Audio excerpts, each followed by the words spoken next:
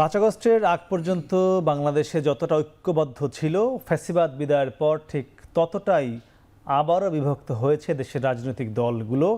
বিশেষ করে প্রধান প্রধান ছাত্র সংগঠনগুলোর মধ্যে 5 আগস্ট পরবর্তী বাংলাদেশে আর ঐক্য খুঁজে পাওয়া যায়নি। যদিও ফ্যাসিবাদ বিরোধী প্রশ্নে তাদের মধ্যে একমত লক্ষ্য করা গেছে, তবে ক্যাম্পাসের রাজনীতিতে বারবার পরোক্ষভাবে মুখোমুখি হতে দেখা গেছে জাতীয়তাবাদী ছাত্রদল ও ইসলামের ছাত্র শিবিরকে। দর্শক, ছাত্র রাজনীতির নানা দিক নিয়ে আমাদের আজকের এখন প্রকাশ। আমরা আলোচনার নাম দিয়েছি নতুন বাংলাদেশের ছাত্র রাজনীতি।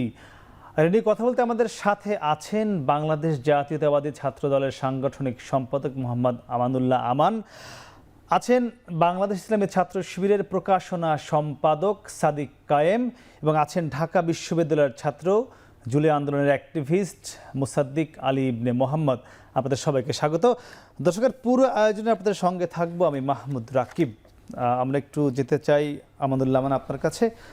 আমরা একদম সূচনায় যেটি বলছিলাম যে আমরা 5 আগস্টের আগে এই যে এখানে যে আপনারা তিনজন বসে আছেন, দুটি বাংলাদেশের শীর্ষ ছাত্র রাজনৈতিক দলের প্রতিনিধি রয়েছেন এবং সাধারণ ছাত্র রয়েছেন, সবার মধ্যে একটু ঐক্য ছিল। কিন্তু 5 আগস্ট পরবর্তী বাংলাদেশে আমরা দেখলাম আপনারা বলা শুরু করলেন ছাত্র শিবিরকে গুপ্ত সংগঠন, গোপন সংগঠন, বট বাহিনী।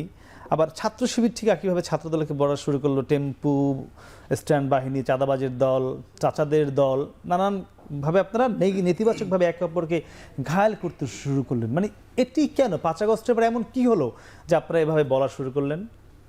ধন্যবাদ আপনাকে, ধন্যবাদ এখন টেলিভিশনে যারা দেখছেন সবাইকে।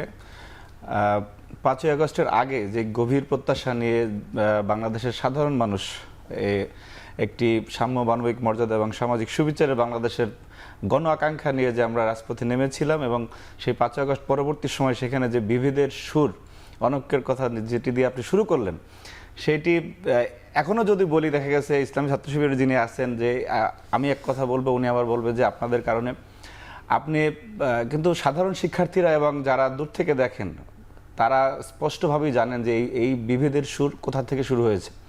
আপনি 5 আগস্টের আগে আমরা যে রকমের জুলুম নির্যাতনের মধ্যে ছিলাম, ঠিক আমরা ইসলামী ছাত্র শিবিরকেও দেখেছি যে আওয়ামী ফ্যাসিজমের দ্বারা ওনারাও নিপীড়নের শিকার। কিন্তু 5 আগস্ট পরবর্তী সময় আপনি ওনাদের যে মূল রাজনৈতিক দল বাংলাদেশ জামায়াত ইসলামী, তাদের যে ক্ষমতায় যাওয়ার যে আকাঙ্ক্ষার জায়গা এবং ক্ষমতায় যাওয়ার ইচ্ছা অবশ্যই যে কোনো রাজনৈতিক দলের আছে এবং সেই লক্ষ্যেই তারা কাজ করে থাকেন। তো তাদের সাথে সাথে তাল মিলিয়ে আপনার ক্যাম্পাসগুলিতে ছাত্রদলকে তারা প্রতিপক্ষ বানানোর একদম প্রথম প্রয়াস যেটা, সেটা তো তাদের থেকে শুরু হয়েছে। আপনি সেই চট্টগ্রাম কলেজ, মহসিন কলেজ থেকে শুরু করে আপনি ঢাকা বিশ্ববিদ্যালয়ে দেখবেন যে ছাত্র রাজনীতির মাধ্যমে বাংলাদেশে এত কিছু সাধিত হলো, বাংলাদেশের সকল স্বাধিকার আন্দোলনে সেই সাধারণ শিক্ষার্থী এবং ছাত্র সংগঠনগুলোর মাধ্যমেই সেই 52-62 থেকে শুরু করে আজকের 24 পর্যন্ত হয়েছে। সেইখানে ছাত্র রাজনীতি চলবে না, ছাত্র রাজনীতির লেজুর ভিত্তিক তথাকথিত বিভিন্ন শব্দচয়ন এনে তারপরে ক্যাম্পাসগুলিতে এই ছাত্র রাজনীতির প্রতি সাধারণ শিক্ষার্থীদের বিরাগভাজন তৈরি করার যে একটি ন্যারেটিভ, সেটি একদম প্রত্যক্ষ পরোক্ষভাবে ইসলামী ছাত্র শিবির করেছে। আপনি ছাত্র শিবিরের ব্যানারে সাধারণ শিক্ষার্থীর বেশে, সাধারণ শিক্ষার্থীর যেমন ঢাকা বিশ্ববিদ্যালয়কে যদি আপনি আইকনিক হিসাবে ধরেন, আপনি 5 আগস্ট পরবর্তী সময় যে কয়বার ঢাকা বিশ্ববিদ্যালয়ে ছাত্র রাজনীতি চলবে না, লেজুর ভিত্তিক চলবে না, আপনার এই সমস্ত ন্যারেটিভ যারা তৈরি করেছে, আপনি একদমই সূক্ষ্ম ব্যাখ্যা বিশ্লেষণ এবং ফুটেজ বিভিন্ন তথ্য উপত্য ঘেটে দেখবেন যে এর সাথে ইসলামী ছাত্র শিবিরের একটি তাদের মেকানিজম রয়েছে। অর্থাৎ যে সমস্ত জায়গাগুলিতে ছাত্র রাজনীতি উন্মুক্তভাবে চললে তারা সাংগঠনিকভাবে সুবিধাজনক জায়গায় থাকতে পারবে না, সেইখানে এই ন্যারেটিভ আছে। আবার যেখানে অপেক্ষাকৃত তারা অন্য ক্যাম্পাসের চেয়ে একটু শক্তিশালী, সেখানে আবার তাদের এই বয়ান নেই। অর্থাৎ এই প্রক্রিয়াটি তারা প্রথম শুরু করেছে এবং তাদের কিছু দায়িত্বশীল নেতৃবৃন্দ দেখা গেছে ওই সমস্ত মিছিল মিটিংয়ে। আবার এই যে আমাদের 7ই নভেম্বরে জাতীয় বিপ্লব সংহতি দিবসের পোস্টার ছেঁড়া, আপনার রাজুতে রাজনীতি চলবে না এই সমস্ত বয়ান তৈরি করা, প্রত্যেকটা জায়গায় এগুলি তারা প্রথম শুরু করেছে। আমরা সেই যে ফ্যাসিবাদ বিরোধী আন্দোলনে একসাথে ছিলাম, তারা অন্যায়ের বিরুদ্ধে কথা বলেছে, আমরা জুলুম নিপীড়নের শিকার হয়েছি। সেই জায়গা থেকে আপনি যদি একটা সিঙ্গেল উদাহরণ দেখাতে পারেন যে বাংলাদেশে প্রথম কারা এগুলি শুরু করেছে, আমাদের নেতৃবৃন্দ থেকে শুরু করে আমাদের শীর্ষ নেতৃবৃন্দ প্রত্যেকের বিরুদ্ধে। এই যে বট বাহিনীর কথা আপনি যেটা দিয়ে শুরু করলেন, এই বটটা আসলে তো তারাই। আপনি দেখবেন যে ঘেটে ঘেটে এই বট বাহিনীর পিছনে কারা, তারা। তো সুতরাং এই বিভেদের সুর তাদের কাছ থেকে শুরু হয়েছে। পাশাপাশি তারা আপনার আমি শুধু তারা বলছি ইসলামী ছাত্র শিবিরকে উদ্দেশ্য করে তা না, এর মধ্যে আপনার এই যে বৈষম্য বিরোধী আন্দোলনের ব্যানারে যারা ছিল, এর পরবর্তীতে আবার তারা তো এনসিপির হয়েছে, আবার তাদের ছাত্র সংসদ হয়েছে। তো তাদের তো আবার এমন স্বপ্ন তারা দেখছেন, দেখা ভালো যে রাষ্ট্র ক্ষমতায় যাওয়ার, সেই জায়গা থেকে যে আপনার জুলাই স্পিরিটের চেতনা তো দূরের কথা, সবকিছু ভুলে গিয়ে শুধুমাত্র বিএনপি এবং ছাত্রদলকে কিভাবে আপনার তাদের বদনাম করা যায়, ঘায়েল করা যায়, সেই প্রক্রিয়ার মধ্যে তারা রয়েছে, যার কারণে বিভেদগুলি তৈরি হয়েছে। আপনি বৈষম্য বিরোধী আন্দোলনের কথাগুলো বলেন, গুপ্ত সংগঠন, অপ্রকাশ্য বা আমরা যে গুপ্ত সংগঠনের কথা বলি, এটা তো একেবারেই সত্য। আপনার যে কারণে গুপ্ত সংগঠন বলি এর বিশদ ব্যাখ্যা বলেন। এগুলো আগে তো বলেননি, 5 আগস্টের আগে, মানে 5 আগস্টের পরে এসে কেন বলছেন? ওই যে আপনি তো 5 আগস্টের পরের বিভেদের কথা নিয়ে কথা বলতেছেন, সেই কারণে তো এটা আসলো। আপনি আগে যে বলবো, আগে তো এখন 5 আগস্ট পরবর্তী সময় তাদেরও তো ক্ষমতা যাওয়ার সেই ইচ্ছা শক্তি তৈরি হয়েছে। আমাদের এই দল একাধিকবার রাষ্ট্র ক্ষমতা ছিল, আমাদেরও থাকবে, কিন্তু সেইটা সাধন করতে গিয়ে আপনি যে রাস্তা তৈরি করেছেন, সেই রাস্তাটা তো অনৈতিক, যার কারণে আমি ফিরবো। সাদিক, আপনাকে আমরা এখানে ছাত্র শিবিরের প্রতিনিধি হিসেবে এসেছেন, আপনাকে আমরা জুলাই গণঅভ্যুত্থানের একজন অন্যতম সংগঠক হিসেবেও জানি। সেখানে আপনাদেরও আমরা একইভাবে কিন্তু দেখলাম, ছাত্রদলকে আপনারা নানানভাবে ট্যাগিং করছেন, আমরা দেখেছি সামাজিক যোগাযোগ মাধ্যমে বিভিন্ন সভা সমাবেশে, বা আপনাদের যারা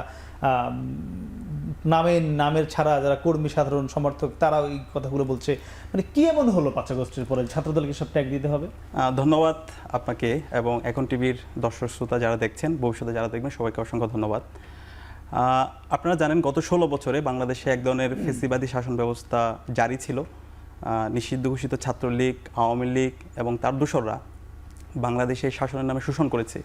এদেশের সর্বস্তরের মানুষরা তারা বঞ্চিত ছিল, তারা জুলুমের শিকার ছিল। তো গত 16 বছর ধরে সবাই আন্দোলন করেছে। আমরা ইসলাম ছাত্র শিবিরের জায়গা থেকে আন্দোলন করেছি, ছাত্রদল আন্দোলন করেছে, বামপন্থী ছাত্র সংগঠনগুলো আন্দোলন করেছে, এদেশের আলেম ওলামারা আন্দোলন করেছে।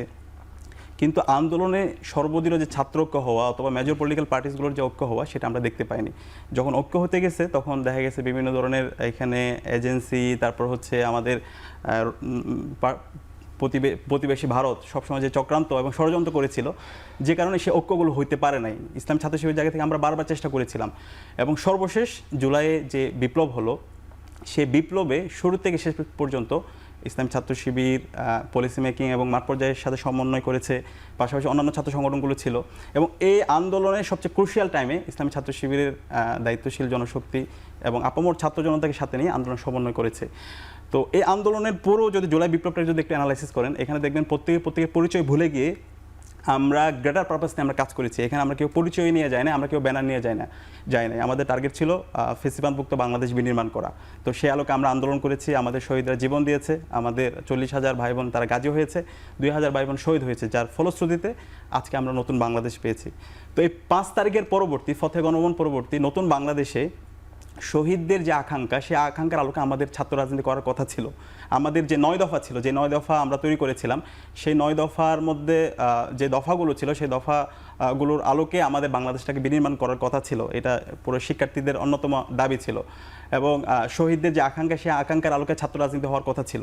কিন্তু আমরা দেখতে পেয়েছি সেই 5 আগস্ট পরবর্তী ক্যাম্পাসে আমরা যাদেরকে বন্ধুপ্রতিম মনে করি, তারা প্রতিনিয়ত আমাদেরকে ট্যাগিং করেছে এবং বিভিন্ন ধরনের তারা হচ্ছে শব্দ চয়ন করেছে। শিবিরকে গুপ্ত সংগঠন, নিষিদ্ধ সংগঠন, যেটা দায়িত্বশীল পর্যায়ের ছাত্র দলের কেন্দ্রীয় সভাপতি পর্যায়ের এবং কেন্দ্রীয় সেক্রেটারি, তারা প্রতিনিয়ত শিবিরের কে ট্যাগিং করা এবং বিভিন্ন ধরনের শব্দ চয়ন করা, তো যেটা পুরো জাতির কাছে হাস্যরসাত্মক হয়েছে। 5 আগস্ট পরবর্তী আপনারা দেখতে পেয়েছেন বাংলাদেশে নতুন ছাত্র রাজনীতির যে কথা বলছে, সেই ছাত্র রাজনীতি ইসলাম ছাত্র শিবির পেশ করেছে। 5 আগস্ট থেকে আজ পর্যন্ত ইসলাম ছাত্র শিবির, শুধু যদি ঢাকা বিশ্ববিদ্যালয়ের কথা বলি, প্রায় 120টার উপর প্রোগ্রাম করেছে, প্রত্যেকটা ইউনিক ছিল।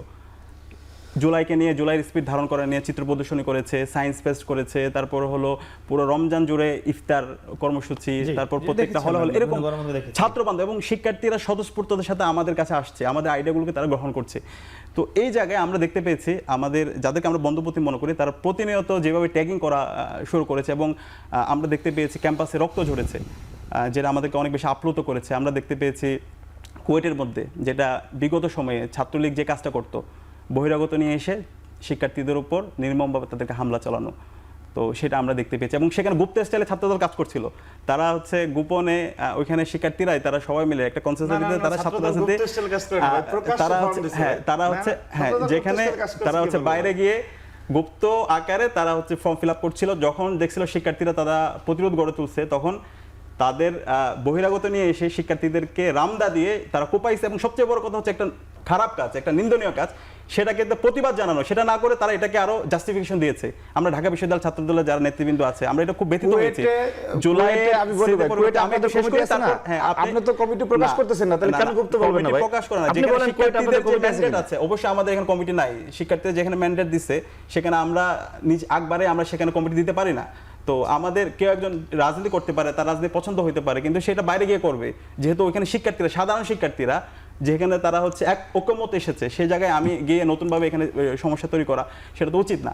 এরপর আমরা দেখতে পেয়েছি যেই সংস্কৃতির উপর মানুষ বিরক্ত হয়ে জুলাই বিপ্লব করেছে, সে চাঁদাবাজি, টেন্ডারবাজি, সেই কালচারটা আমরা এখন আবার দেখতে পাচ্ছি। আপনি যদি পত্রিকা নিউজ দেখেন প্রতিদিনেই, সেটা আমাদের খুব খারাপ লাগে। আমরা গতকালকেও দেখতে পেয়েছি আমাদের ঢাকা বিশ্ববিদ্যালয়ের জুলাই বিপ্লবের একজন অন্যতম সাংবাদিক ছিল আমজাদ হোসেন, তার পরিবারের সদস্যদেরকে অপহরণ করে নিয়ে যাওয়া হয়েছে এবং ছাত্রদলের দায়িত্বশীল পর্যায়ের যারা নেতৃবৃন্দ তাদেরকে ইনফর্ম করা হয়েছে। তারপরও তারা দায়িত্বশীল পর্যায়ে তারা এই বিষয়গুলো সমাধান করতে তারা পারছে না। এবং আমরা দেখতে পাচ্ছি ঢাকা কলেজ, এরপর হচ্ছে জগন্নাথ বিশ্ববিদ্যালয়, জাহাঙ্গীরনগর বিশ্ববিদ্যালয়, বড় বড় ক্যাম্পাসগুলোতে প্রতিনিয়ত এরকম চাঁদাবাজি এবং এই কারণে বহিষ্কার করতে হচ্ছে। এই কারণে আপনি ট্যাগগুলো দিচ্ছেন যে টেম্পেস্টার বাহিনী মুখস্থ। আপনি একটা পোস্টের নাম বলেন ভাই, আরেকটা বিষয় এখানে পোস্টের নাম বলেন, যেটা বাহিনীর কথা বলা হয়েছে। আমরা যদি রিসেন্টলি দেখি আছে আমরা বিএনপি মিডিয়া সেল এবং তাদের পেজে এখানে বট কারা চালায় এটা জাতির কাছে পরিষ্কার। ভিয়েতনাম থেকে হচ্ছে ভাড়া করে ওই বট নিয়ে এসে এটা জাতির কাছে পরিষ্কার কারা বট এবং কারা এই যে ডিপার্টমেন্ট অফ বাকশাল থেকে শুরু করে এরকম বিভিন্ন ধরনের ক্রমাগত প্রপাগান্ডা দিতে হবে কেন 5 আগস্ট? এটা আমরা আপনি ইসলাম ছাত্র শিবিরের দায়িত্বশীল পর্যায়ে আমি চ্যালেঞ্জ করে যাচ্ছি। ইসলাম ছাত্র শিবিরের দায়িত্বশীল পর্যায়ে আপনাদের হল কমিটি এখন প্রকাশিত হয় না, ছাত্র শিবিরের একদম কেন্দ্রীয় সভাপতি থেকে শুরু করে একদম হচ্ছে আপনার তৃণমূল পর্যন্ত এমন কোন নেতার কোনো বক্তব্য পাবেন না যেখানে ছাত্র দলকে ট্যাগিং করা হয়েছে অথবা ছাত্র দলকে তাদেরকে হচ্ছে তাদেরকে বিভিন্নভাবে বেশিং করা হয়েছে। মানে তাদেরকে যেটা রেফারেন্সের ভিত্তিতে আমি বলতেছি, কিন্তু এরকম মানে হচ্ছে ক্রমাগতভাবে হচ্ছে তাদেরকে হচ্ছে আপনার অ্যাটাক করা, সেটা আপনি দেখতে পাবেন না। আপনি একটু আগে গুপ্ত সংগঠন বলেছেন ছাত্র দলকে, যে আমরা একটু যেতে চাই মুসাদ্দিদ আলী ইবনে মুহাম্মদ। আপনারা যখন আন্দোলন হয় তখন আপনি বৈষম্য বিরোধী ছাত্র আন্দোলনে ছিলেন, এখন আপনি যেহেতু ওই সংগঠনে থেকে আপনি নেই, অ্যাক্টিভিস্ট হিসেবে আছেন, সাধারণ ছাত্র হিসেবে আছেন। আপনার কাছে আমি জানতে চাইব 5 আগস্টের পর ছাত্রদল, ছাত্র শিবির 5 আগস্টের আগে যে ফ্যাসিবাদ বিরোধী অবস্থানে ছিল সেখান থেকে কতটা সরে গেছে এবং কেন সরে গেছে মনে হচ্ছে? দেখুন, 5 আগস্টের পরবর্তী সময়ে ছাত্রদল এবং ছাত্র শিবিরের মাঝে যে ছাত্র জনতার যে আকাঙ্ক্ষা তৈরি হয়েছিল সেই আকাঙ্ক্ষার বাস্তবায়নে তারা শতভাগ ব্যর্থ হয়েছে। আপনি যদি ছাত্র শিবিরের কথা যদি বলেন, ছাত্র শিবির যতবারই তাদের নামে 5 আগস্টের পর অভিযোগ রয়েছে, তার একবার প্রথমেই কী অভিযোগ আসছে সেটা না দেখেই প্রথমে এটা মিথ্যা অভিযোগ বলে তারা বিবৃতি দিয়ে দিয়েছে। আপনি কয়দিন আগে দেখবেন যে মইনুল ইসলাম নামে একজন বরগুনাতে সম্ভবত শিবিরের একটা উপজেলা সভাপতি, তার নামে প্রবাসী স্ত্রীর সাথে অনৈতিক কর্মকাণ্ডের অভিযোগ আসছে এবং তাকে হাতে নাতে ধরা হয়েছে। এই খবরটা আসার সাথে সাথে ছাত্র শিবিরের পক্ষ থেকে প্রচারণা চালানো হয়েছে যে সে ছাত্র শিবিরের কেউ না, সে একটা মসজিদের ইমাম, হইতে পারে সে একটা মসজিদের ইমাম, সে উপজেলার সভাপতিও তো শিবিরের। সাথে সাথে তারা এটা অস্বীকার গেলেন। কিন্তু পরবর্তীতে যখন ছবিগুলো সামনে বের হতে থাকলো, ছাত্র শিবিরের বিভিন্ন প্রোগ্রামের, তারপরে তার কমিটির যে মানে সেট আপ হয়েছে সেই প্রোগ্রামগুলো, সেগুলো যখন সামনে আসতে থাকলো তখন তারা আবার নতুন করে পাল্টা বিবৃতি দিলেন যে তাকে বহিষ্কার করছে স্থায়ীভাবে। একই ঘটনা আমরা দেখতে পাইছি সিলেটের এমসি কলেজে।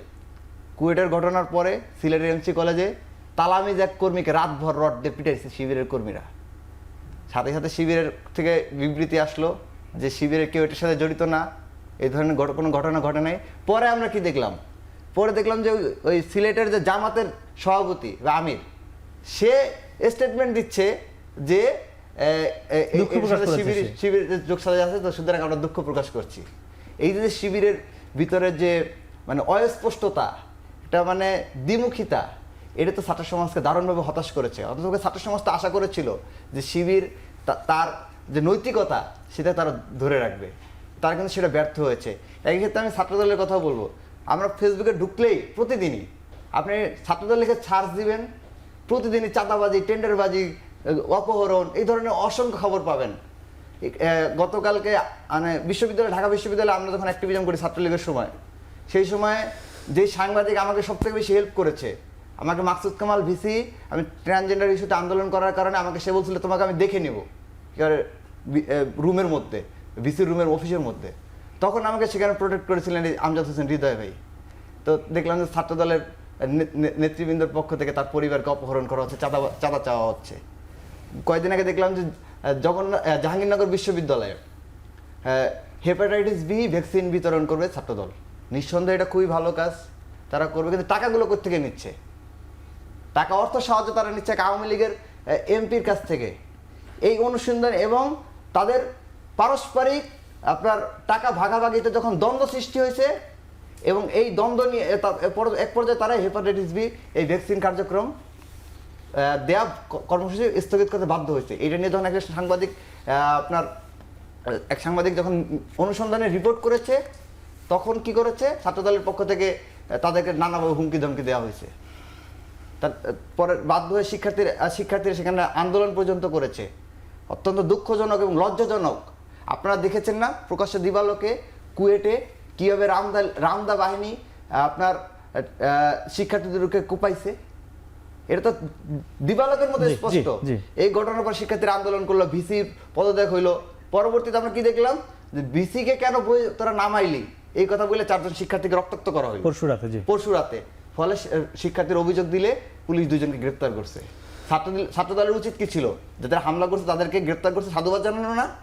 ছাত্রদল গতকালকে তারা এটার প্রতিবাদে বিক্ষোভ মিছিল করছে। কিন্তু কি মনে হয় যে আকাঙ্ক্ষা থেকে সরে গেল কেন দুটি সংগঠন? এই আকাঙ্ক্ষাগুলো আমি মনে করি যে তারা যে শিক্ষার্থীদের চাওয়া পাওয়া গুলো, অভ্যুত্থানের যে মেইন স্পিরিট, সেই স্পিরিট থেকে সরে গিয়ে মূলত তারা প্রত্যেকটা দলই নিজেদের ব্যক্তি স্বার্থ চরিতার্থ করার জন্য এবং নিজেদের কর্তৃত্ব প্রতিষ্ঠা করার জন্য ব্যতিব্যস্ত হয়ে পড়ছে।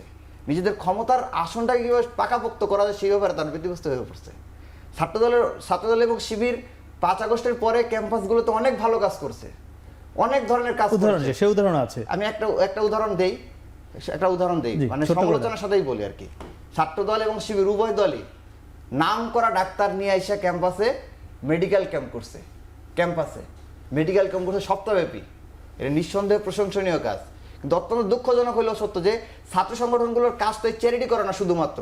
কাজ ছিল বিশ্ববিদ্যালয়ে একটা মেডিকেল বিভাগ রয়েছে, আপনার ঢাকা বিশ্ববিদ্যালয়ের মেডিকেল একটা দপ্তর রয়েছে, হাসপাতাল রয়েছে, সেটাকে সচল করা, সেখানে ইকুইপমেন্ট গুলো কার্যকর করা, সেখানে ভালো ডাক্তার যদি আসতে পারে সেই ব্যাপারে বিশ্ববিদ্যালয় প্রশাসনকে প্রেসারাইজ করা।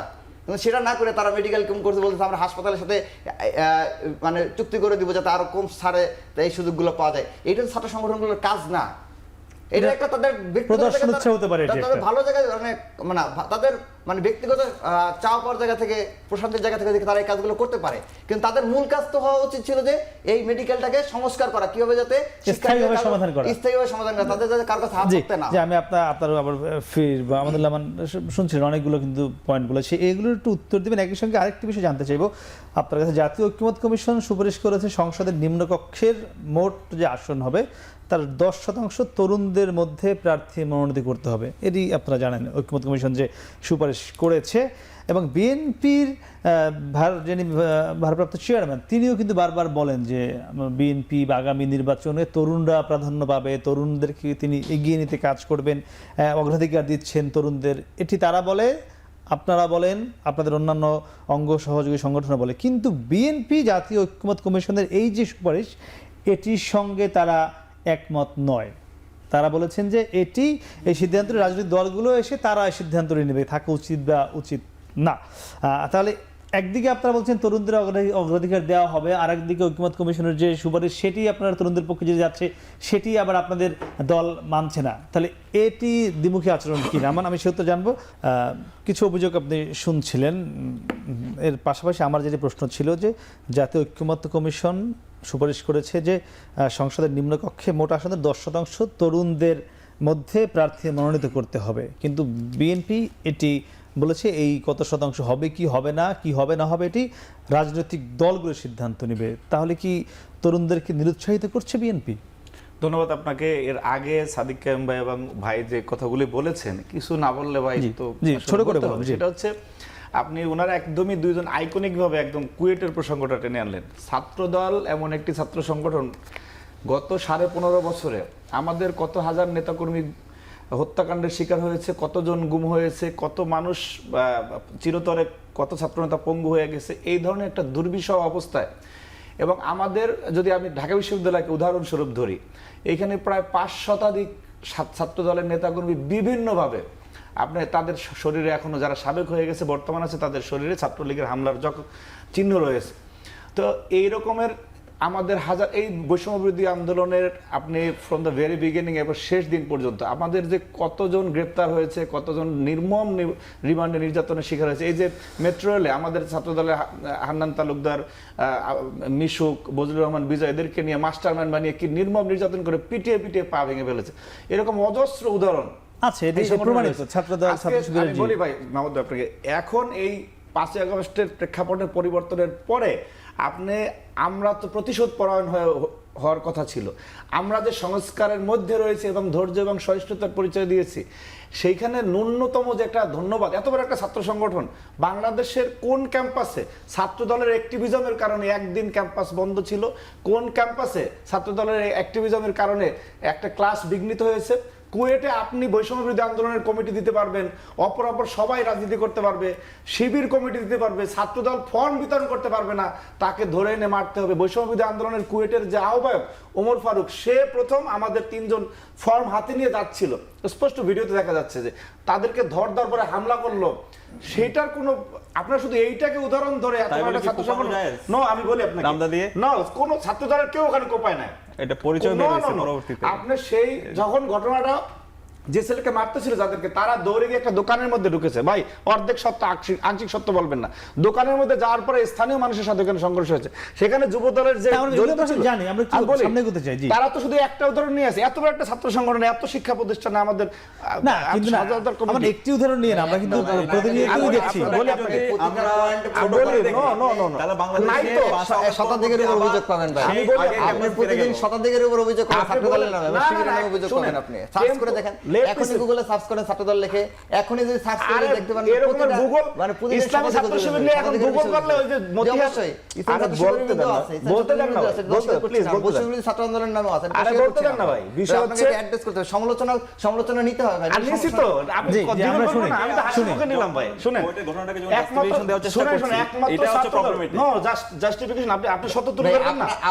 আপনাকে আমি চিনি কোথা থেকে, আপনাকে যেদিন আপনাকে তুলে নিয়ে যে আপনার নক তুলে দিয়েছে 2023 সালে, তখন থেকে আপনাকে আমি চিনি। আপনি আপনি ফেসিবাদের বিরুদ্ধে কিভাবে লড়াই করেছেন আমার সামনে থেকে দেখেছি। তখন মেট্রো রেলের কথা যেটা বলেন 24 অভ্যুত্থানে, ওই সময় আমি ডিবিতে ঘুমছিলাম, আমি দেখেছি বিজয় ভাই সহ মাসুদ রানা ভাই সহ তাদেরকে কিভাবে পেটানো হয়েছে। সেই জায়গা থেকে আমরা ছাত্রদলকে যখন ভুল করে সেই জায়গাতে সংশোধন করার চেষ্টা করি। এটা আমাদের ভালোবাসার জায়গা থেকে, শিবিরের ভালোবাসার জায়গা থেকে। ছাত্রদল আপনার এই 5ই আগস্ট পরবর্তী সময়ে যারা যেখানে অপরাধের সাথে জড়িত ছিল আমরা তাৎক্ষণিক ব্যবস্থা নিয়েছি।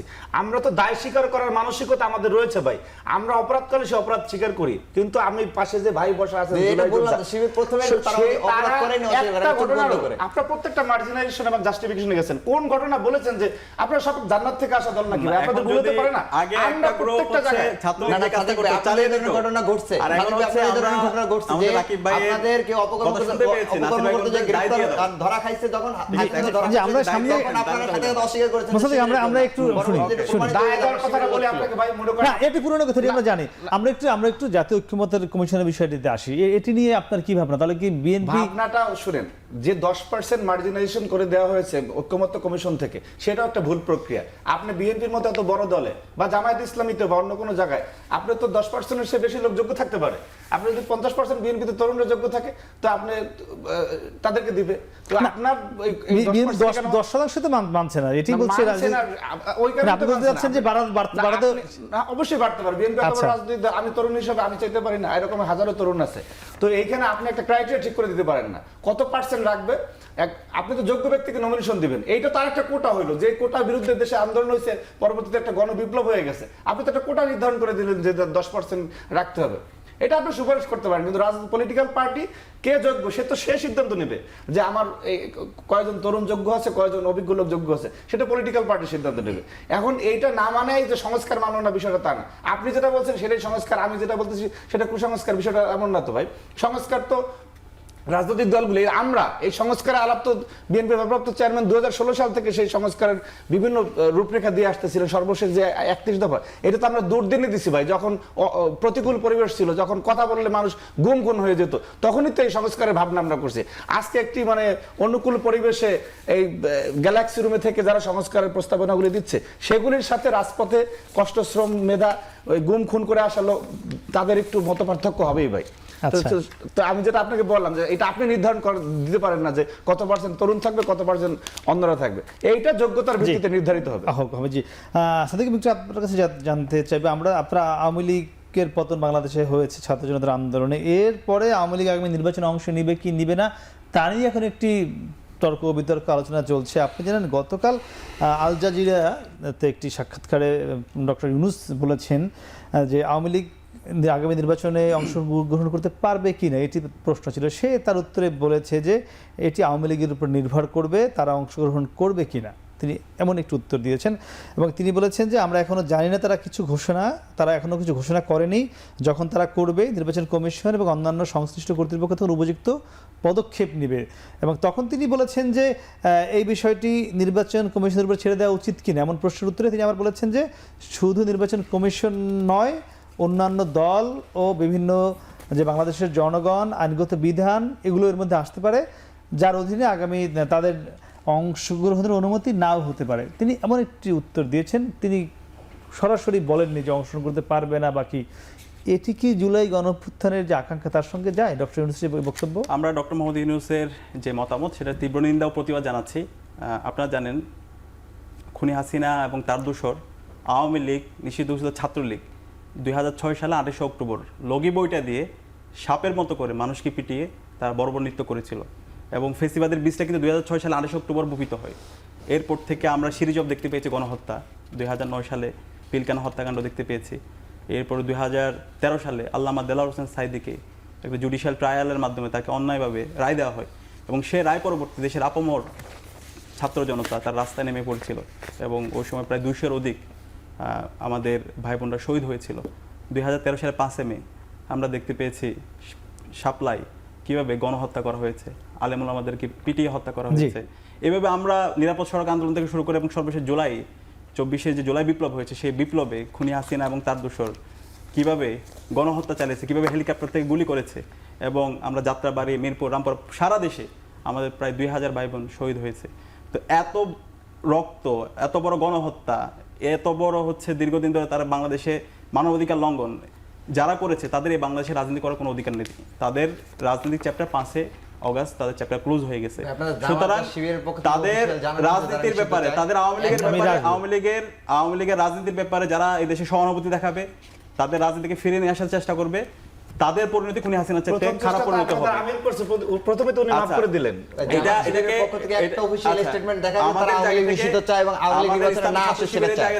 একটা অফিশিয়াল স্টেটমেন্ট দেখা যে তারা যেন স্টেটমেন্ট দিয়েছে যে আওয়ামী লীগ নিষিদ্ধ চায়। না, এটা আপনি মিসকোট করতেছেন। না, জামাত শিবির একটা অফিশিয়াল স্টেটমেন্ট দেখা যে তারা আওয়ামী লীগ নিষিদ্ধ চায় এবং নির্বাচনে না আসে। আমাদের স্টেটমেন্ট প্রত্যেকটা জায়গায় আমরা গণহত্যার বিচার এবং খুনি হাসিনার বিচার এবং হলো আওয়ামী লীগের রাজনীতির বক্তৃতা, আমাদের স্টেটমেন্ট প্রত্যেকটা জায়গায় আছে। স্টেটমেন্ট দেখেন, জামাত শিবিরের পক্ষ থেকে দেখেন, আমরা বিএনপির পক্ষ থেকে দেখেন, আমাদের প্রত্যেকটা জায়গায় আছে। ছাত্র শিবিরের কোনো অফিশিয়াল স্টেটমেন্ট আমাদের স্টেটমেন্টে আছে। হ্যাঁ, আপনি আমাদের তাহলে স্টেটমেন্টগুলো একটু পড়বেন রেগুলার। আমাদের স্টেটমেন্টে আমরা রেগুলার বলছি। স্টেটমেন্ট আপনার ব্যক্তিগত অনেক ক্ষেত্রে অনেক কথা বলছেন, আওয়ামী লীগের রাজনীতি বাংলাদেশে আওয়ামী লীগের রাজনীতি করার কোনো অধিকার নেই যেখানে আপনারা আওয়ামী লীগ নিষিদ্ধ চান। আমরা এখন দেখতে পাচ্ছি 5 আগস্ট পরবর্তী স্টেটমেন্ট নাই যেখানে আপনারা আওয়ামী লীগ নিষিদ্ধ খুনি হাসিনা এবং তার দোসর এবং আওয়ামী লীগের প্রতি একদম সহানুভূতি প্রদর্শন আমাদের উপদেষ্টার মধ্যে আমরা দেখতে পাচ্ছি।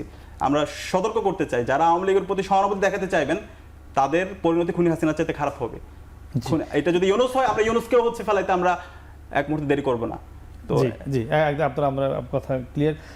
একটু জানতে চাচ্ছিলাম এই যে মানে আপনি যেভাবে, আচ্ছা এখানে আরেকটা বিষয়, আমার যে অভিযোগগুলো আসছে সেগুলো একটু পরিষ্কার করা দরকার। এর আগে যে অভিযোগগুলো আসছে শিবিরের ব্যাপারে, এখানে অল্প 30 সেকেন্ডে করেন। জি আচ্ছা, যেমন ছাত্র রাজনীতি নিষিদ্ধের যেটা আসছে, এই প্রোগ্রাম যেটা ছিল, এখানে 3টা দাবি ছিল। লেজুর ভিত্তিক ছাত্র রাজনীতি নিষিদ্ধ, ওই সময়ের ফেসিবাদী ভিসি মাকসুদ কামালের পদত্যাগ এবং ক্যাম্পাসের হচ্ছে কিছু যৌক্তিক সংস্কারের দাবিতে।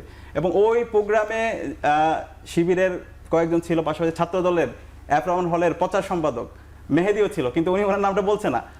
ওই সময়ে একটা সাধারণ শিক্ষার্থীর একটা দাবি ছিল, 3টা দাবি ছিল, এবং সেই দাবিতে শিক্ষার্থীরা ওখানে ঐক্যবদ্ধ হয়েছিল। কিন্তু ইসলাম ছাত্র শিবির আমরা আগে থেকে বলছি 5 আগস্ট পরবর্তী আমরা বিগত সময় যে ছাত্র রাজনীতি থেকে সেই ছাত্র রাজনীতি চাই না, আমরা ছাত্র রাজনীতি যৌক্তিক সংস্কার চাই।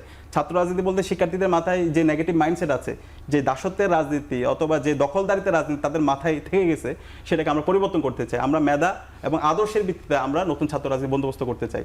তো এবং সেটা আমরা 5 আগস্ট থেকে আজ পর্যন্ত আমরা করিয়ে দেখিয়েছি এবং ছাত্রদের আমরা আস্থা অর্জন করতে পেরেছি। জি, আমি আপনার কাছে একটু 10 সেকেন্ড জেনে মোসাদ্দেকের কাছে যাব। ছাত্রদল কোনো কি এখন পর্যন্ত অফিসিয়ালি কোনো স্টেটমেন্ট দিয়েছে আওয়ামী লীগ নিষিদ্ধ বা আগামী ভোটে অংশগ্রহণ না করার বিষয়ে? অফিসিয়াল স্টেটমেন্ট তো ছাত্রদল তো ছাত্র সংগঠন। আওয়ামী লীগ নিষিদ্ধের বিষয়ে বিএনপির নীতি নির্ধারণী পর্যায় থেকে যে বক্তব্যগুলি দেওয়া হয়েছে সেগুলি আমাদের বক্তব্য। ছাত্র দল মানে বিএনপি চায় যে যারা এই গণতন্ত্রে জড়িত তারা ইলেকশনে কথা বলতে দেন, কথা তো বলতে দিবেন। ছাত্র বাংলাদেশ আওয়ামী লীগ নিষিদ্ধ হবে কি হবে না, এই গণঅভ্যুত্থানের রক্তের উপর দিয়ে যারা আজকে চেয়ারে বসে আছে, যে রক্তের স্তূপের উপর দিয়ে ফ্ল্যাগ উঠতেছে, তারা কি গভর্নমেন্ট থেকে কোনো কথা বলছে? সেটা প্রশ্ন করেন না আগে, যে আপনারা কি বলতেছেন? তাদের আশেপাশে ফ্যাসিবাদের দোষর দিয়ে স্বয়ংসম্পূর্ণভাবে আমি উত্তর পেয়েছি। মোসাদ্দেক, একটু আপনার কাছে যেতে চাই আমি এই বিষয় নিয়ে। আপনি জামাতের কথা বলছিলেন, ছাত্র শিবিরের কথা বলছিলেন, আমরা ছাত্র দলের কথাও শুনলাম, কিন্তু আপনারা যতটা নানান বিষয়ে আমরা দেখি আপনারা মাঠে ঘাটে সোচ্চার, ঢাকা বিশ্ববিদ্যালয়ে মাঝে মাঝেই দেখি আওয়ামী লীগ নিষিদ্ধ নিয়ে আপনারা অনেক প্রোগ্রাম করেন, খুব আক্রমণাত্মক প্রোগ্রাম। সেক্ষেত্রে ডক্টর ইউনূসের বক্তব্য নিয়ে আপনাদের কি বক্তব্য? দেখুন, ঈদের আগে আওয়ামী লীগ নিষিদ্ধের আন্দোলনে সর্বপ্রথম ঢাকা বিশ্ববিদ্যালয় থেকে আমরা বিক্ষোভ মিছিল বের করেছিলাম। সেই বিক্ষোভ মিছিল আমাদের স্লোগান ছিল প্রধান উপদেষ্টাকে তার বক্তব্য এখনই প্রত্যাহার করতে হবে। প্রধান উপদেষ্টা রক্তের উপর দাঁড়িয়ে প্রধান উপদেষ্টা হয়েছেন, তিনি তার থাকার কথা ছিল জেলে, ছাত্র সমাজের রক্তের উপর দাঁড়িয়ে তিনি আজকে প্রধান উপদেষ্টা হয়েছেন। তো তার কোনো রাইটস নাই যে ইন্টারন্যাশনাল সংগঠনগুলোর কাছে, আন্তর্জাতিক অন্যান্য সংস্থাগুলোর কাছে তার ভাবমূর্তি ক্ষুণ্ণ হবে, এই কারণে তিনি আওয়ামী লীগকে নিষিদ্ধ করবেন না, কুসুম একটা কথা বলবেন, এই ধরনের রাইটস তার নাই। তার একটা উপদেষ্টা যে মাহফুজ সাহেব কীভাবে বলেন যে আওয়ামী লীগকে নিষিদ্ধ করতে হলে বিভিন্ন এম্বাসি এবং আন্তর্জাতিক সংস্থার অনুমতি লাগবে? বিভিন্ন এম্বাসি কি তাকে এই দায়িত্ব দিছে? ছাত্র সমাজ রক্তের উপর দাঁড়িয়ে তাকে এই দায়িত্ব প্রদান করেছে। তার তো দায়িত্ব ছিল যে 5 আগস্টের পরে প্রথমেই আওয়ামী লীগকে নিষিদ্ধ করা এবং বিচার নিশ্চিত করা, আহত এবং শহীদ পরিবারের চিকিৎসাগুলো নিশ্চিত করা, কিন্তু সেটা করতে তারা চূড়ান্তভাবে ব্যর্থ হয়েছে। তারা এম্বাসিগুলোর প্রেসক্রিপশন অনুযায়ী চলছে এবং এম্বাসির প্রেসক্রিপশন অনুযায়ী বিভিন্ন কাজ তারা বাস্তবায়ন করার চেষ্টা করছে। আপনি দেখেছেন আসিফ মাহমুদ একটা স্টেটমেন্ট দিয়েছিলেন যে তারা চান যে ভালো যারা আওয়ামী লীগ, যারা ফৌজদারি ভালো যারা আওয়ামী লীগ, তারা রাজনীতি করে তাহলে তাদের কোনো আপত্তি নাই। এই ধরনের স্টেটমেন্ট আসিফ মাহমুদ দিয়েছেন উপদেষ্টা। আর তারপরে 5 আগস্টের পরের সময়ে একটা সেমিনারে মাহফুজ আলম স্পষ্ট ভাষায় বলেছেন যে আওয়ামী লীগ নিষিদ্ধ করা তারা চান না। মানে সেখানে তিনি অনেকটা এইভাবে আকার ইঙ্গিত হলে মানে পরিষ্কার করেছেন, এএনসিপি বলেন বা এই উপদেষ্টা যারা বলেন, তারা মূলত জামাতকে নিয়ে আওয়ামী লীগ যেভাবে গত 15-16 বছর নিষিদ্ধের মূলা ঝুলায় এক রাজনীতি করেছে, ঠিক একই কায়দায় তারা আওয়ামী লীগকে নিয়ে রাজনীতি করতে চায়, তাদের ব্যবসায়িক প্রতিষ্ঠানগুলো থেকে অর্থনৈতিক লেনদেন হাসিল করতে চায়। একই বিষয়গুলো বিএনপি জামাত এর জন্য প্রযোজ্য। এর জন্য তারা কোনো রাজনৈতিক দল, আপনি দেখবেন যেমন একইভাবে এই উপদেষ্টা মহল থেকে আওয়ামী লীগ নিষিদ্ধ চাচ্ছে না, আমরা বারবার বলা সত্ত্বেও তারা আওয়ামী লীগ নিষিদ্ধের ব্যাপারে কোনো স্টেটমেন্ট দিচ্ছে না। ঠিক একইভাবে আপনার বিএনপির অনেক নেতা বলতেছে তারা আওয়ামী লীগ নিষিদ্ধ চায়, জামাতের অনেক নেতা বলতেছে তারা আওয়ামী লীগ নিষিদ্ধ চায়, শিবিরের অনেক নেতা, ছাত্র দলের নেতারা বলতেছে আওয়ামী লীগ নিষিদ্ধ চায়, কিন্তু একটা অফিসিয়াল স্টেটমেন্ট দেখাতে পারবেন না। এমনকি অভ্যুত্থানের পর একটা নাম সর্বস্ব, আমি বলবো নাম সর্বোচ্চ একটা রাজনৈতিক দল হয়েছে, নাম সর্বস্ব বলবো আমি, কোড আনকোড, তারা একটা রাজনৈতিক দল করেছে, তারা তো রক্তের উপর দ্বারা একটা দল গঠন করছে, তাই না? তো তাদের উচিত ছিল, কোন দলটার কথা বলছেন আপনি? আমি নাম সর্বোচ্চ রাজনৈতিক দল একটাই হয়েছে, নাম সর্বোচ্চ আর কি। কেন বলতে ফ্যাসিবাদ তো নাই, বলতে ভয় পাইতেছেন না? বলতে ভয় পাচ্ছি না, আমি নামটা নিতেই চাচ্ছি না আর কি, মানে এত নিকৃষ্ট মনে হচ্ছে আপনার। তো এনসিপির কথা বলতেছি আপনার, তারা অভ্যুত্থানের পরে এই কিছুদিনের সময়ের মধ্যে আমরা যখন আন্দোলন শুরু করেছি আওয়ামী লীগ নিষিদ্ধ দাবিতে, তারা দুইটা স্টেটমেন্ট দিয়েছে পরপর, কিছুদিন আগে একটা দিয়েছে আর ঈদের আগে একটা দিয়েছে। দুইটা স্টেটমেন্টে আওয়ামী লীগ নিষিদ্ধ চাওয়ার সাহস পর্যন্ত তাদের হয় নাই। তারা শুধুমাত্র বিচার চাইছে, আর হচ্ছে তারা মানে এই বিচার চায়, বিচারিক প্রক্রিয়ায় একটা মূলা ঝুলানোর কথাবার্তা, কিন্তু কোন স্টেটমেন্টে তাদের এই সাহসটা হয় না তারা আওয়ামী লীগ। যথচ রক্তের দায়টা কিন্তু সবচেয়ে বেশি ছিল তাদের উচিত ছিল আহতদের চিকিৎসা করা। আজকে আপনি আহত এবং শহীদ পরিবারের কাছে যান, তাদের দুর্দশার কথাগুলো শুনেন, দুর্দশার কথাগুলা যে তারা কিভাবে দিনাতিপাত করছে, প্রত্যেকটা আহতর কারো 5 লাখ, কারো 6 লাখ, কারো 10 লাখ এরকম টাকা ধার করে চিকিৎসা করেছে, জমি ভিটামিন তার সীমিত খরচে তারা মানে ওই সরকারের পক্ষ থেকে সহযোগিতা পায় নাই, এখনো দাঁড়া তার মানে কোনো দলই আওয়ামী লীগ নিষিদ্ধ চাচ্ছে না মন থেকে, অফিশিয়ালি চাচ্ছে না, অফিশিয়ালি চাচ্ছে না। একদমই আমরা বুঝতে পেরেছি। আমরা একটু যেতে চাই আবার আমাদের আপনার কাছে, জানতে চাই বাংলাদেশ জাতীয়তাবাদী ছাত্রদল ছাত্র সংসদ নির্বাচন নিয়ে কি ভাবছে? আজকে প্রায় 8 মাস 9 মাস হতে চললো, আপনারা খুব আন্দোলন করতেন, আমরা দেখতাম 5 আগস্টের আগে যে ছাত্র সংসদ নির্বাচন চান, ডাকসু চান, জাকসু চান, আমরা নানান জায়গায় দেখেছি। হঠাৎ করে মানে থেমে গেল কিনা ছাত্রদল এই দাবি থেকে? জানতে ছিলাম যে ছাত্র সংসদ নির্বাচন নিয়ে ছাত্রদল কি ভাবছে, ছোট করে জানতে চাইব আমরা। ধন্যবাদ আপনাকে। ছাত্র সংসদ নির্বাচন তো ছাত্রদলের যে জনপ্রিয় হয়েছে, ছাত্রদল যে বাংলাদেশের অন্যতম বৃহৎ ছাত্র সংগঠন হয়েছে, এটা ছাত্র সংসদ নির্বাচনের ইতিহাসের মাধ্যমে। আমাদের একটি গৌরবোজ্জ্বল অতীত রয়েছে যে ডাকসুতে ছাত্রদলের পূর্ণাঙ্গ প্যানেলে এবং তৎকালীন সময় 90-তে সারা বাংলাদেশের ছাত্র সংসদগুলিতে ছাত্রদলের সেই জনপ্রিয়তার কারণে ছাত্রদল জনপ্রিয় ছাত্র সংগঠন হয়েছে। সুতরাং আমাদের প্রাণের দাবি ছিল ছাত্র সংসদ নির্বাচন, এবং 5 আগস্ট পরবর্তী সময়ে সেই দাবি আমরা আমাদের দাবিকে নিয়ে অনেকে আবার অপব্যাখ্যা ভুল ব্যাখ্যা এখানে দিয়ে থাকেন। তো আমরা আমাদের সভাপতি সাধারণ সম্পাদক শুরু করে আমরা সব জায়গায় আমাদের বক্তব্য খুব স্পষ্ট, এবং যেভাবে রাষ্ট্রে আপনি সংস্কার চেয়েছেন ডাকসু, জাকসু বা অন্যান্য ছাত্র সংসদের ক্ষেত্রেও আমরা সেরকম একটি সংস্কার প্রস্তাবনা প্রত্যেকটি স্ব শিক্ষা প্রতিষ্ঠানে প্রশাসনের কাছে দিয়েছি, যাতে সেই ফ্যাসিবাদের দোসররা সিন্ডিকেটে না থাকে, এবং মৌলিক কিছু প্রস্তাবনা দেওয়া হয়েছে। সেই প্রস্তাবনাগুলি এবং অপরাপর ছাত্র সংগঠনও আমি যতটুকু জানি যে কিছু প্রস্তাবনা দিয়েছেন, সেই প্রস্তাবনাগুলির বিশ্লেষণ করে যেগুলি গ্রহণ করা যায়, যেগুলি গ্রহণীয়, যেগুলি বর্জনীয়, সেগুলি বিশ্ববিদ্যালয়ের প্রশাসন রোডম্যাপ দিয়েছে ডাকসু নিয়ে, সেটির সঙ্গে আপনার কি একমত? মে মাসকে সামনে রেখে কিছু রোডম্যাপ দেওয়া হয়েছে। মে জুনের কথা আমি বলতেছি না, আপনি সেটা আগে করেন পরে করেন, কিন্তু আপনি যদি রাষ্ট্রীয় সংস্কারের কথা আগে পরে কেন, মানে আপনার একটু সুনির্দিষ্ট রোডম্যাপ দেওয়া হয়েছে। শুনে আমি তো ওইটাই বলতেছি যে আপনি যে ছাত্র যেমন এই রাষ্ট্রে যে সংস্কার কমিশনের বিষয়গুলি প্রকাশ করা হলো, যে অন্যান্য রাজনৈতিক দলকে দিয়েছে রাষ্ট্র মানে কমিশনের প্রধান যারা, তারা কি ভাবতেছেন সেটি সমন্বয় করে একটি প্রস্তাবনা দেয়া হবে, এরকমই ঠিক একই রকম ছাত্র সংগঠনগুলি যে প্রস্তাবনা দিয়েছে ছাত্র সংসদের ক্ষেত্রে, সেটি এবং বিশ্ববিদ্যালয় কি ভাবতেছে সেটি তো শিক্ষার্থীদেরকে জানাতে হবে যে না, ছাত্রদল বা অপর ছাত্র সংগঠন এরা এই প্রস্তাবনাগুলি দিয়েছে, এগুলি আমরা গ্রহণ করেছি, এগুলি আমরা গ্রহণ করিনি। তো একটি গোজামিল দেওয়ার ছাত্র সংসদ আমরা চাই না। যে ছাত্র সংসদে এই যে আপনারা মানে ছাত্র সংসদ নির্বাচনে আসলে সংস্কারের কথা বলেন, দোসরদের সরিয়ে দেবার কথা বলেন, এখন গোজামিলের কথা বললেন, মানে এর দ্বারা অনেক সময় দর্শকরা মনে করে বা মানুষ মনে করে যে ছাত্রদল কি মানে ভোট না পাওয়ার কোনো সংখ্যা আছে কিনা বিশ্ববিদ্যালয়, মানে আসলে এমন কোনো সংখ্যা? এই দেশে 3টা ভুয়া ইলেকশন হলো, এবং বিএনপি সেই 14, 18, 24 জাতীয় নির্বাচনের দাবিতে আন্দোলন করলো, এখন নির্বাচন চাই সেটা বিএনপির অপরাধ হয়ে যাচ্ছে। তো আপনি ছাত্র সংসদে আপনি সংস্কারের কথা বলতে পারবেন না? এখানে কি এটা কি বাংলাদেশের ভূখণ্ডের বাইরের কোনো জায়গা নাকি? এখানেও তো ফ্যাসিবাদের দোষরা রয়েছে, এখানেও তো সেই এই শীতেশচন্দ্র বাসারদের মতো যারা ছিল, যারা টিএসসিতে আজানের শব্দ শুনলে যাদের শরীর খারাপ হয়ে যেত, এখানেও তো মাকসুদ কামালদের মতো ভয়াবহ রকম ফ্যাসিস্ট রয়েছে। আমি বলতেছি তো আপনি নাই নির্বাচন এগুলো সংস্কার হচ্ছে, আপনাদের সংস্কার হচ্ছে, আরো তো কিছু বিষয় রয়েছে যে প্রস্তাবনাগুলি রয়েছে, ঠিক আছে, সেই প্রস্তাবনার আলোকে আমাদের প্রস্তাবনার আলোকে হয় না, সেটা বিশ্ববিদ্যালয় প্রশাসন তারা স্পষ্ট করবে যে না, যে কোন বিষয়গুলি তারা নিয়েছে, কোনগুলি নেয় না। এরপরে একটি সেই আগের রাতে ভোট হয়ে যাওয়া, বিশেষ কাউকে সুবিধা দেওয়া, আপনি যারা বিগত দিনে এই 5 আগস্ট পরবর্তী সময় তো বিভিন্ন ধরনের ন্যারেটিভ তৈরি করে, এখন পর্যন্ত ক্যাম্পাসগুলিতে তো সেই উন্মুক্ত রাজনৈতিক চর্চা নেই ভাই। আজকে আপনি গত রমজানের সময় আমরা সাবেক বর্তমানদের একটা মিলন মেলা করলাম জোরলা কলে, একটা পক্ষ দেখলাম যে রাজনীতি চলবে না, বারান্দা জড়ো হয়ে গেছে এই যে ভাইদের কর্মী সমর্থকেরা, যে না রাজনীতি চলবে না। তো আজকে আপনি উন্মুক্ত রাজনৈতিক চর্চা করে ছাত্র সংগঠনগুলোর নেতারা যদি সাধারণ শিক্ষার্থীদের ভিতরে তার যে সেই কতটুকু যোগ্য ডাকসুর বিপিজিএস হওয়ার জন্য সেটা যদি চর্চাই করতে না পারে, তাহলে আপনি ইলেকশনটা কার সাথে দিবেন? আমরা একদম বুঝতে পেরেছি। সাদিক ভাই, আপনাদের জানতে চাই ছাত্র শিবির এই মানে ছাত্র সংসদ নির্বাচন নিয়ে কি ভাবনা করছে, আর ডাকসু নির্বাচনে ছাত্র শিবির দলীয়ভাবে প্যানেল দিবে কিনা?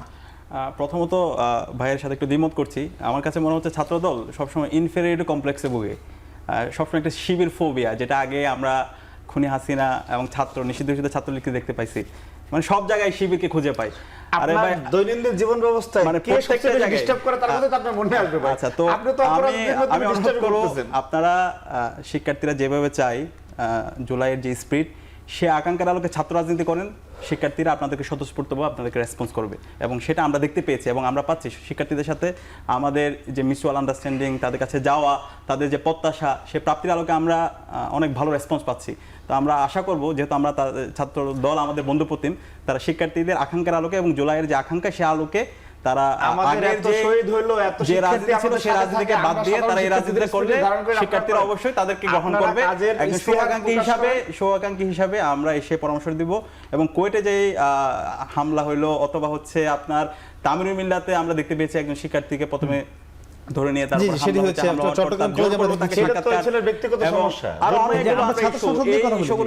শিক্ষার্থীরা অবশ্যই ছাত্রদের যে গৌরবোজ্জ্বল ইতিহাস আছে সেই ইতিহাসকে তারা সাদরে গ্রহণ করবে। জুলাইয়ের আন্দোলনের আমাদের জুলাই বিপ্লবের অন্যতম একটা আকাঙ্ক্ষা হচ্ছে আমাদের প্রতিটি ক্যাম্পাসে ছাত্র সংসদ নির্বাচনগুলো হওয়া। বাংলাদেশে আমরা দেখতে পেয়েছি স্বাধীনতার পর মাত্র 7 বার ছাত্র সংসদ নির্বাচন হয়েছে। তো একটা জাতির যদি আমরা আগামী নেতৃত্ব খুঁজে বের করতে চাই, অবশ্যই আমাদের ছাত্র সংসদ নির্বাচনগুলো হওয়া দরকার। এবং এই জুলাইয়ে আমরা যে নতুন ছাত্র রাজনীতির কথা বলছি, সেখানে অন্যতম একটা বিষয় হচ্ছে ছাত্র সংসদ ভিত্তিক ছাত্র রাজনীতি হওয়া। ছাত্রদের নির্বাচিত প্রতিনিধিরাই আমাদের ক্যাম্পাসগুলো তারা পরিচালনা করবে। তো সে আলোকে অবশ্যই আমরা শুরু থেকেই বলে আসছি, আমাদের 63 দফা সংস্কার প্রস্তাবনা আমরা বিশ্ববিদ্যালয়কে দিয়েছি, সেখানেও আমরা বলেছি দ্রুত সময়ের মধ্যে ছাত্র সংসদ নির্বাচনটা দিয়ে দেওয়া। এবং আমাদের প্রত্যাশা ছিল সেটা ফেব্রুয়ারি নাগাদ ছাত্র সংসদ নির্বাচন হবে, কিন্তু খুবই অপ্রত্যাশিত। আজকে এপ্রিল মাস চলছে, এখন পর্যন্ত আমাদের গঠনতন্ত্র আমরা ফাইনাল করতে পারি না, কমিশন গঠন করতে পারি না। আচ্ছা, এটা গতকালকে মনে হয়েছে একটা আচরণবিধি আসছে এবং হচ্ছে আমাদের কমিশন এবং হচ্ছে ভোটার তালিকা এই সবকিছু এবং নির্বাচন আমাদের প্রত্যাশা ছিল অবশ্যই ফেব্রুয়ারিতে সর্বোচ্চ মার্চ পর্যন্ত যাবে।